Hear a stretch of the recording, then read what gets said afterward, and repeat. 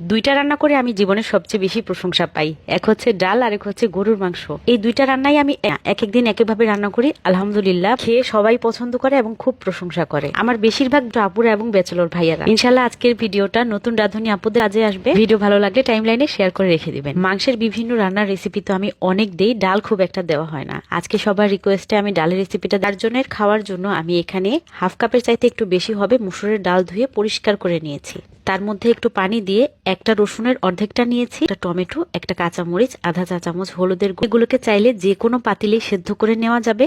আমি প্রেসার কুকারে সেদ্ধ করে নিচ্ছি, এতে রান্নাটা খুব তাড়াতাড়ি হয়ে যাবে। 15 মিনিটের মতো রান্নাটা খুলে ডাল ঘুটনি দিয়ে একটু ঘুটে দিলাম। তারপর যেন একটু স্পষ্টভাবে দেখা যায় এজন্য আরেকটা পাতি করা যেত।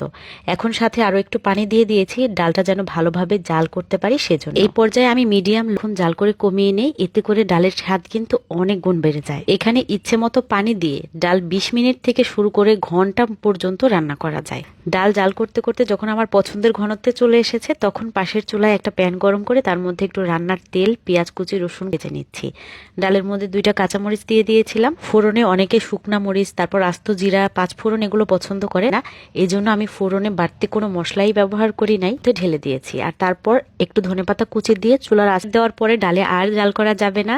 জাল যা করার বাগার দেওয়ার আগেই করে নিতে হবে, কারণ ফোড়নের আগে জাল করলে ডালের স্বাদ বাড়ে, আর ফোড়নের পর জাল দিতে থাকলে ডালের সাথে ডালটা গরুর মাংসের সাথে আর লেবুর সাথে কিছু লাগে। আজকে আমি চলে যাচ্ছি, ভিডিওটা ভালো লেগে থাকলে একটা লাইক হবে ইনশাআল্লাহ পরের ভিডিওতে। সে পর্যন্ত ভালো থাকবেন সবাই, আসসালামু আলাইকুম।